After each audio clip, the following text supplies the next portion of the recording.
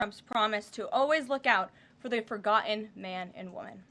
On another important matter, yesterday, President Trump and President Putin spoke about the need for peace and a ceasefire in the Ukraine war. Both leaders agreed this conflict needs to end with a lasting peace and also stressed the need for improved bilateral relations between the United States and Russia.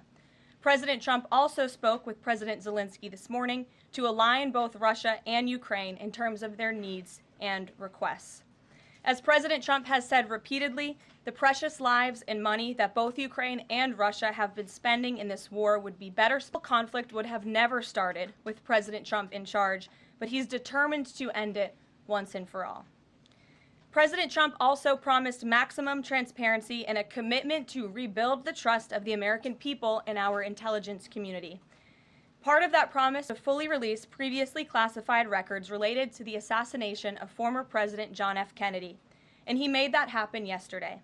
This historic release consisted of approximately 80,000 pages of previously classified records that are now published. The records are available to access either online at archives.gov/JFK or in person, accessible to the American people at the National Archives in College Park, Maryland. Records that are currently only available for in-person viewing are being digitized and will be uploaded in the coming days. On another note, positive economic data continues to pour in, showing the immediate impact of President Trump's pro-growth agenda. After suffering a steep decline in the final year of the Biden administration, the manufacturing sector came roaring back in February. Industrial production surged in February. These are new numbers. 3 times at a greater 3 times rate than the expectations to its highest ever recorded level. And President Trump's laser focus on massive deregulation and unleashing our domestic energy industry is leading to stabilities for Americans' bottom lines. As Newsweek summed it up today, gas prices are plummeting under President Trump. And the Trump administration continues to make American communities safer through our ongoing mass deportation campaign of illegal alien criminals. Yesterday, FBI Director Kash Patel announced the agency captured another fugitive from its 10 most wanted list, securing the extradition of Francisco Javier Roman Bardeles, a key senior leader of the brutal MS-13 gang. And the brave men and women of ICE also arrested a number of dangerous aliens across the country in recent days. You will see them on this screen. ICE San Francisco just arrested a citizen of Guatemala convicted of sexual battery. ICE New Orleans arrested a citizen of Ecuador convicted of rape in Suffolk County, New York. ICE Atlanta arrested a citizen of Mexico convicted of assault by strangulation. ICE Dallas arrested a citizen of Mexico convicted of assault with a firearm and rape with a foreign object. And ICE Houston arrested a citizen of Guatemala convicted of indecent sexual contact with a child in Texas. These are heinous criminal alien monsters who the previous administration allowed to flood into our country. And every time President Trump and this team deport one of them, our country becomes safer. Finally, before I open it up to questions, I want to tout how successful our efforts have been in filling out President Trump's administration. There have been a record number of 281 Senate confirmed nominations already, with another 280 in process. Here at the White House, OPM and GSA, we have filled 100% of the total number of slots.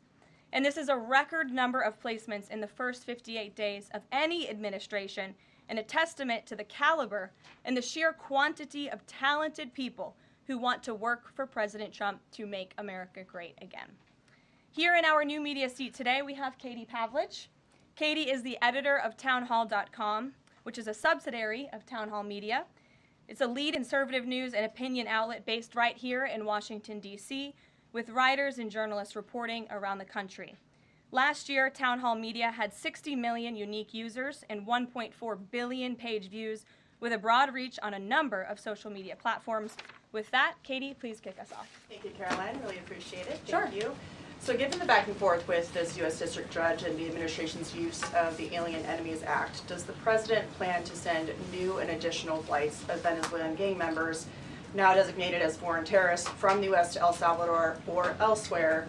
Can Americans expect to see those flights sometime soon? Americans can absolutely expect to see the continuation of the mass deportation campaign that has been successfully led by this president, Secretary of Homeland Security Kristi Noem, and also our Secretary of State, Marco Rubio. Since you brought up the judges, I would like to point out that the judges in this country are acting erroneously. We have judges who are acting as partisan activists from the bench. They are trying to dictate policy from the President of the United States. They are trying to clearly slow walk this administration's agenda, and it's unacceptable. As the President said last night, we will continue to comply with these court orders. We will continue to fight these battles in courts, but it's incredibly apparent that there is a concerted effort by the far left to judge shop, to pick judges who are clearly acting as partisan activists from the bench in an attempt to derail this president's agenda. We will not allow that to happen. And not only are they usurping the will of the president and the chief executive of our country, but they are undermining the will of the American public, tens of millions of Americans who duly elected this president to implement the policies that are coming out of this White House. And then one more question. Senate Minority Leader Chuck Schumer said yesterday that he was united with Democrats in working against Americans who, quote, their attitude is, I made my money all by myself, how dare your government take my money from me? Or, I built my company with my bare hands, how dare your government tell me how to treat my customers? What is the president's response to this given his upcoming tax agenda and need to work on Capitol Hill? Well, we certainly hope that Democrats all of a sudden are for more money in the pockets of the American public. The president has made it incredibly clear that he is committed to tax cuts. He is committed to passing a big reconciliation package later this year, ending no taxes on tips, taxes on overtime, no taxes on Social Security for our hardworking seniors. And we encourage everybody on Capitol Hill to support that when it comes to the finish line, especially Democrats who clearly need a boost from the American public right now. Their approvals are at an all-time record low. Thanks for being with us, Katie. Garrett. I have one other question, but I want to follow up on Katie's question, actually. You said the mass deportation campaign would continue, but she asked about the flights specifically. Will those flights to El Salvador continue while this case is being appealed? We don't have any flights planned specifically, but we will continue with the mass deportations. And I would just like to point out that the judge in this case is essentially trying to say that the president doesn't have the executive authority to deport foreign terrorists from our American soil. That is an egregious abuse of the bench. This judge does not have that authority. It is the opinion of this White House and of this administration, and that's why we're fighting this in court. And it's very, very clear that this is an activist judge who is trying to usurp the president's authority. Under the Alien Enemies Act, the president has this power, and that's why this deportation campaign has continued. And this judge, Judge Boasberg, is a Democrat activist. He was appointed by Barack Obama. His wife has donated more than $10,000 to Democrats, and he has consistently shown his disdain for this president and his policies, and it's unacceptable. You took me right where I wanted to go about the idea that these people are all foreign terrorists, but Judge Boasberg was originally appointed by George W. Bush and then elevated by Barack Obama. I just feel like I should clear that up. Well, let me just say something to that effect, Garrett. 67% of all of the injunctions in this century have come against which president? Donald J. Trump. Let me say that again. 60% of the injunctions by partisan activists in the judicial branch have come against President Donald Trump, and 92% of those have been from Democrat-appointed judges. This is a clear, concerted effort by leftists who don't like this president and are trying to impose or slow down his agenda. So, given that, do you think it's a good use of Congress's time and the president's political capital to try to impeach and remove a federal judge, which would take 67 votes you're unlikely to get in the Senate?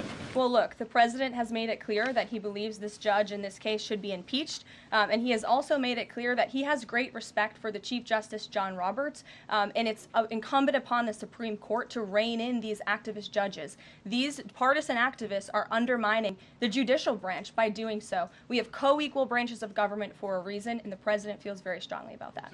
Jackie. Thanks, Caroline. What options does the president have to, he says he's going to follow court orders. He wouldn't defy a court order, but he's raised these concerns about these judges acting in such a partisan way.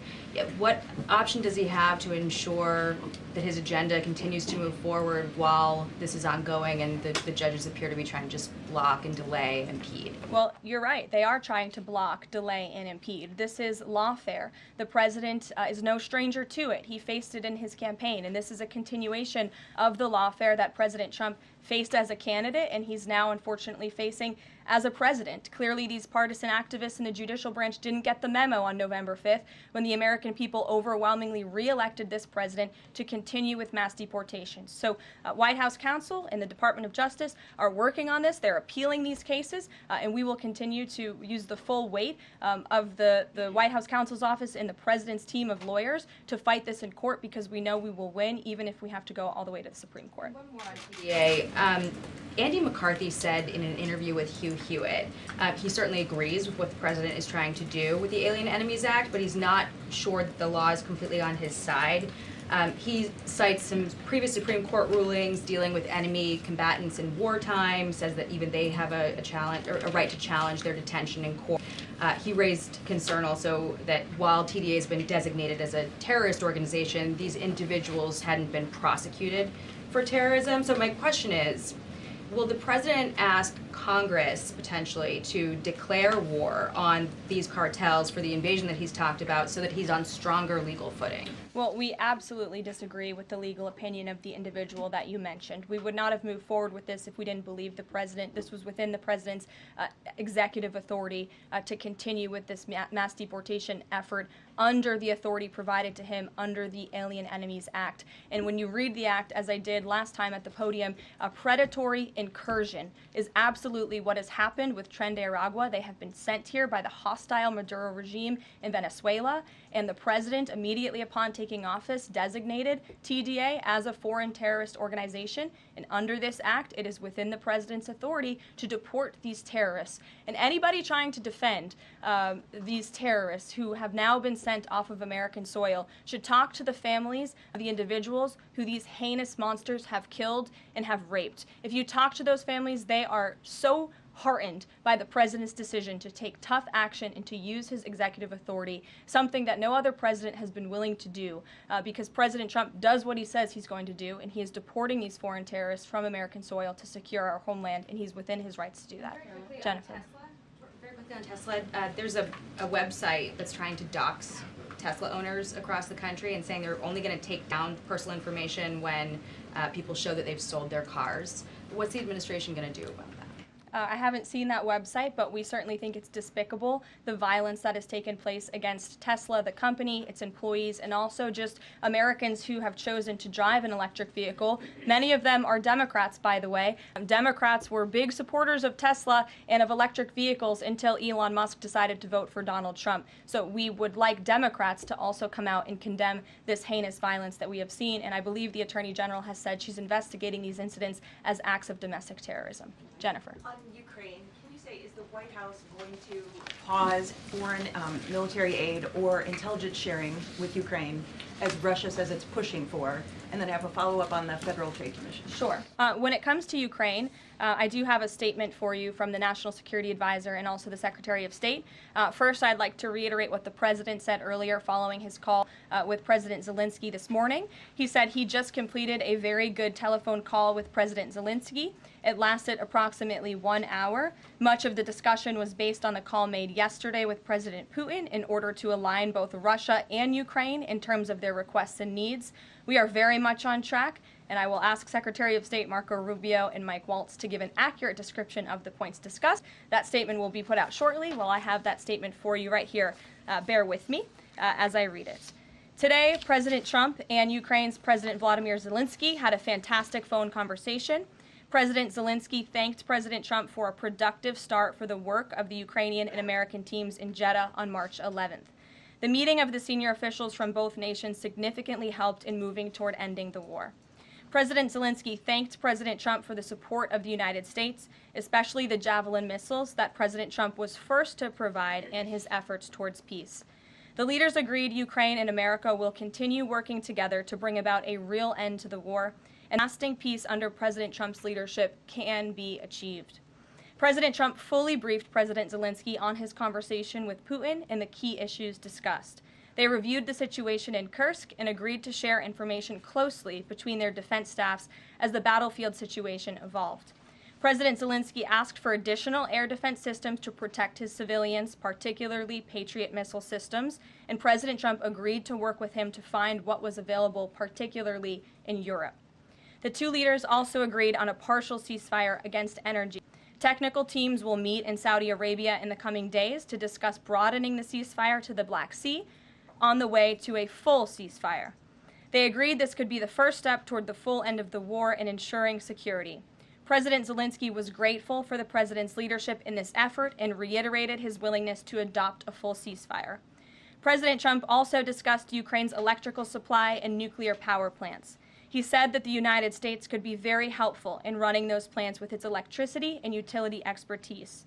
American ownership of those plants would be the best protection for that infrastructure and support for Ukrainian energy infrastructure.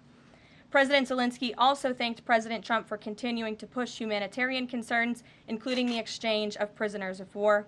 He noted they had just had a successful exchange and thanked the president for his leadership on that.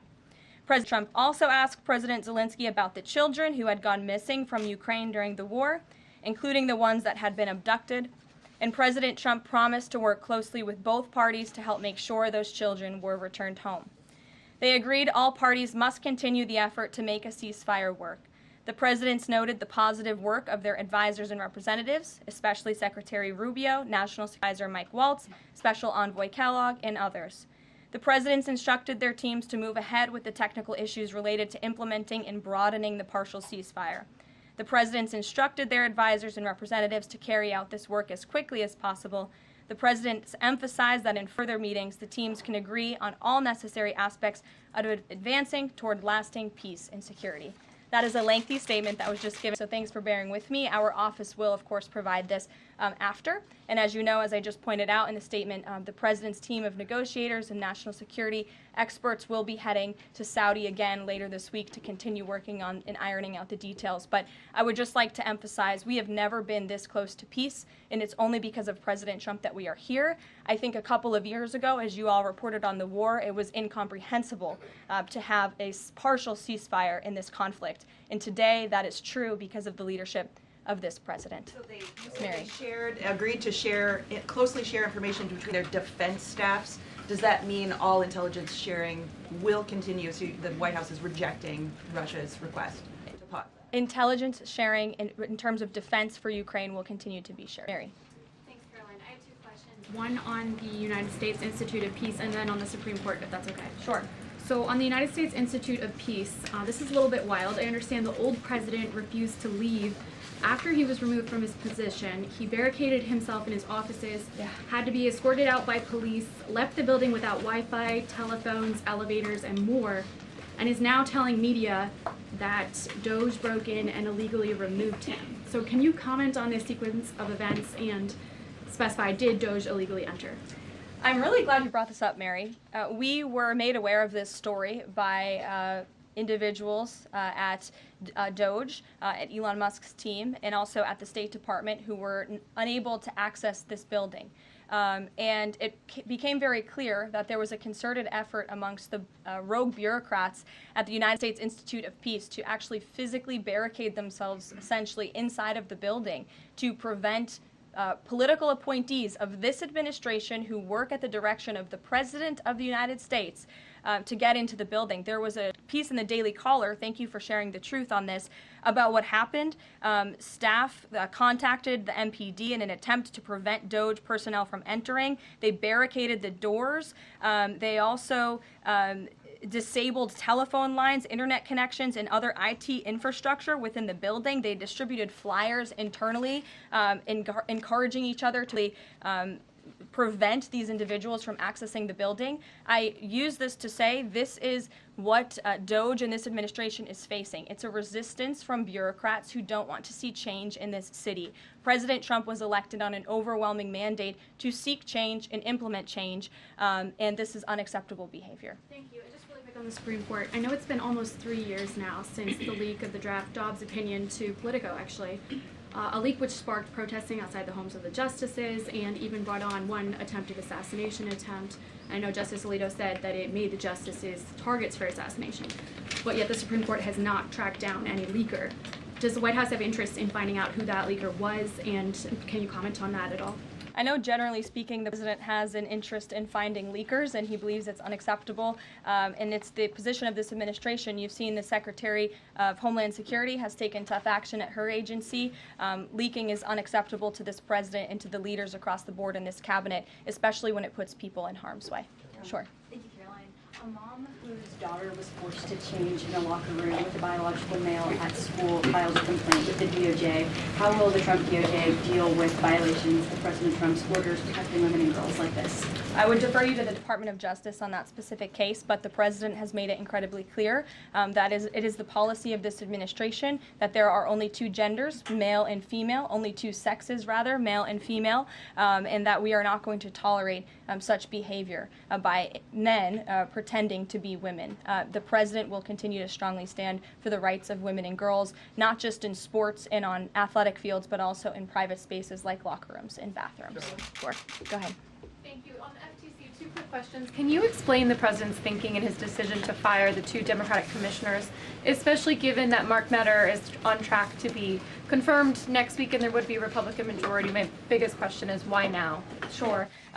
Because the time was right to let these people go, and the president absolutely has the authority to do it, and they were given ample notice in a letter that I believe your outlet reported on, so it pretty much explains exactly why this administration chose to let those individuals go. Is the ultimate goal to get this to the Supreme Court to try to overturn the 1935 precedent? The goal was to let these individuals go. If we have to fight it all the way to the Supreme Court, we certainly will. Rachel. Back to those deportation flights to El Salvador, can the administration provide any more details on how authorities determined that each of those men were in fact members of a gang? And if the White House can publish images, photos, videos of those men, why can't the administration just release basic information like their identities and names? We are not going to reveal operational details about a counterterrorism operation, but what I can assure you, as I said on Monday, we have the highest degree of confidence in our ICE agents and our Customs and Border Patrol agents who have committed their lives to targeting illegal criminals in our country, particularly foreign terrorists, and they had great evidence and indication. They have the highest degree of professionalism, and they were 100% confident in the individuals that were sent home on these flights and in the president's executive authority to do that. Follow up, I know in the last briefing you cited privacy concerns as a reason why the administration may not be able to reveal the identities.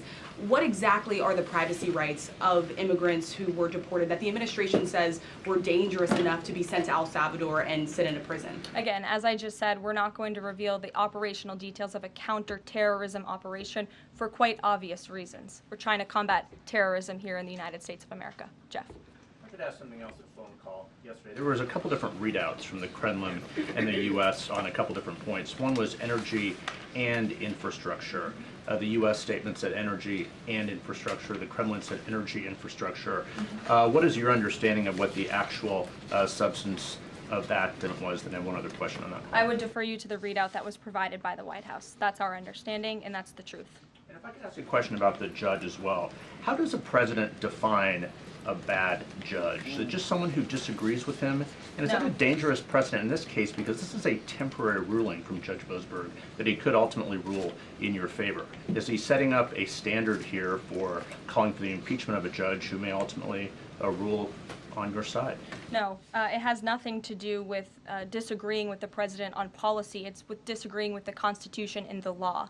And it's trying to usurp the authority of the executive branch of this country. It's having baseless reasoning for these injunctions. And it's a clear effort by these judges to slow roll this president's agenda. And if you just look at the injunctions that this president has faced, deporting foreign terrorists from our homeland, hiring and firing of executive branch employees, which when the president is the executive of the executive branch. You also see an injunction by a partisan activist judge when it comes to the Secretary of Defense trying to determine the readiness of our troops and the qualifications of our troops in our armed forces. Does a single district court judge really have more authority over the Commander-in-Chief and the Secretary of Defense to determine who should serve the United States Armed Forces? Absolutely not. Anyone who has taken a basic civics lesson can understand that, and it's ridiculous lawfare that we are witnessing. And it's. The president said he respects the Chief Justice here. Does he respect him specifically on this case and this opinion, or respects him overall? And has he spoken to any other Supreme Court justices? The president respects Chief Justice Roberts overall. He just expressed that to me in the Oval Office, but it's also quite clear that the Supreme Court needs to rein in these judges who are acting as partisan activists, and they are undermining the judicial branch, and it's a dereliction of duty on their behalf. Deanna, go ahead. Thank you so much, Caroline. On the call with Zelensky, did they discuss the minerals deal at all? Is that back on the table, and what do the Ukrainians have to do to get that back on the table? And then one on the Russia call as well. Again, I just provided a very lengthy readout of the call that was provided by the Secretary of State and the National Security Advisor.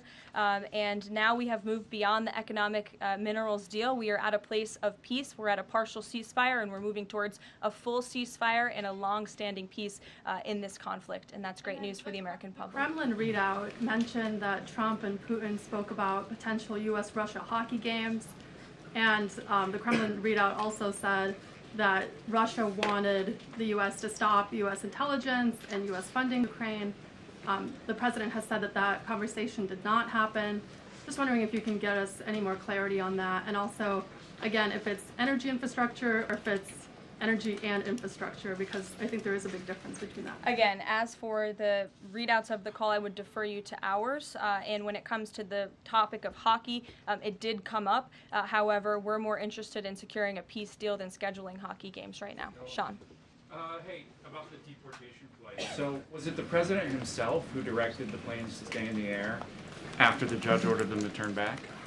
The president invoked the Aliens Enemies Act with a proclamation, which then directed the Department of Homeland Security and the Department of State to move forward with the plan of action. And as I said yesterday, all of the planes that were subject to the judge's written order took off before the order was submitted in court. I was asked and answered that question multiple times yesterday. Kate, go ahead.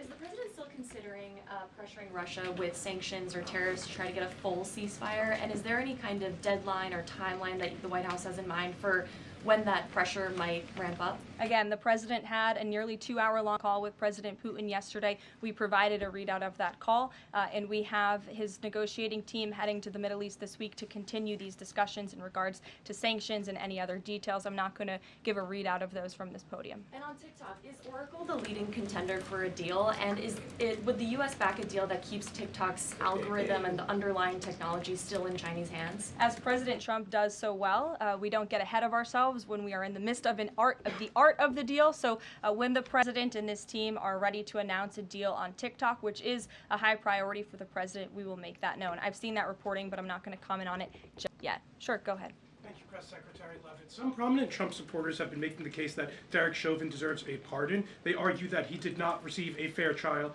Joe Biden and other Democrats actually implied that he was guilty while the trial was going on. BLM rioters had these jurors under immense threat and pressure.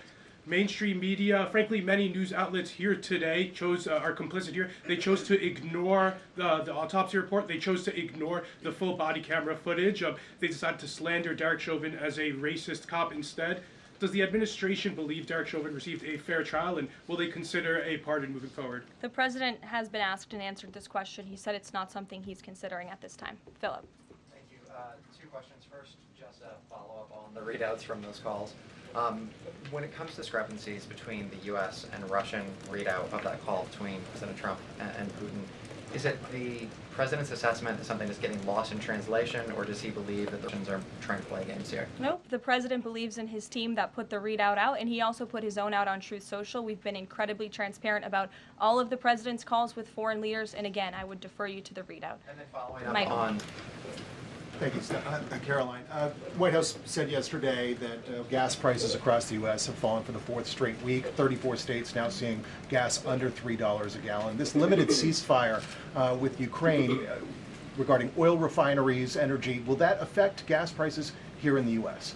Well, it's certainly the president's hope that gas prices will continue to fall, and he's working every single day to ensure that we do. As you just mentioned, there's been very encouraging data. Inflation is cooling and gas prices are falling. The president has established a National Energy Dominance Council, and it's ultimately the president's goal And this administration is working hard on it every single day to increase our energy production right here in the United States of America, to have a Trump energy boom like we saw in our first term, which will not only lead to lower fuel prices here at home, but also lessen the rate of inflation that was created by the previous administration. One more on Tesla, Caroline. Tim Walz, Governor Walz, saying last night he frequently checks Tesla stock. In doing so, to quote, give me a little boost during the day. How should Americans view politicians who take pride in the downfall of an American car company? I think that's quite sad, but I think Governor Walz unfortunately is living a sad existence after his devastating defeat on November 5th. Reagan, go ahead. Thank you, Caroline. Across the country, Tesla cars are being lit on fire, dealerships are being shot up, Molotov cocktails are being used. There was a website posted yesterday that shared the addresses of private Tesla owners and reportedly had Kash Patel's information on it. AG Bondi has called this acts of domestic terrorism. Does the White House have any indication that this is some sort of coordinated movement or that it's being funded by some outside group? And do you know investigation by the DOJ is being investigated as incidents of organized terror? I believe the Attorney General has made her comments clear on that. She is investigating these events as acts of domestic terrorism, and we fully condemn them. And as I said earlier to Jackie's question, we think it's despicable what is happening to not just this American company, but also their innocent employees. And again, innocent Americans who drive these vehicles. And we condemn it wholeheartedly. Sure. More than 24,000 workers in 18 agencies are in the process of being reinstated. What is your message to these workers, and can you assure them they won't be fired again as the administration directs agencies to do more layoffs? Well, the administration is complying with the court's order. Again, as I have spoken about repeatedly, we think it's despicable that we have judges acting as judicial activists, partisan activists, trying to dictate who the President of the United States, the executive of the executive branch, can hire and fire. We have never seen anything like this. We are fighting this in court, and we will continue to fight it all the way to the Supreme Court if we have to. And as for federal employees, it's been the very common sense position of this president and the administration that bureaucrats here in Washington, D.C. need to show up to the office just like the rest of America. Middle-class Americans, from doctors to business owners to teachers to law enforcement officers, have to show up to their offices every single day. And the president has made it a clear priority that people in this city have to do the same. And we are also continue to be committed to reducing the scale of our workforce and to reducing the size of our federal bureaucracy here in Washington, D.C. to save taxpayers' money. Annie, go ahead. Thanks so much. In the statement that you read, you referenced the president's interest in helping return Ukrainian children to their parents and to their families. There's an organization that provides intel and information about those children that their aid has been cut. It's a Yale University program that used foreign aid. And I'm curious if, as part of this new thinking with Ukraine, that aid might be unfrozen. I have no updates about that or that specific program at this time. Karen. Follow up on your answer to the question on the minerals deal. You said that the White House has moved beyond the minerals deal. What does that mean? Is that no longer on the table? Nope. It means the minerals deal was that first set of framework that you all saw in that very public meeting with President Zelensky and President Trump in the Oval Office. We are now focused on a long-term peace agreement. As you know, on that deal or that meeting between President Zelensky and President Trump, the Ukrainian president at the time wasn't talking about a greater peace deal. We are now at that place where we are talking about that. So we've moved beyond just the economic minerals deal framework, and we're looking at a lasting ceasefire. Right now we're at a partial ceasefire, but again, the president is sending his highly skilled, intelligent, and experienced team to Saudi Arabia later this week to continue fighting for peace in this conflict. And I would just reiterate one more time, we have never been closer to peace than we are today. Thank you very much, everybody. We'll see you later. Caroline, you got a question?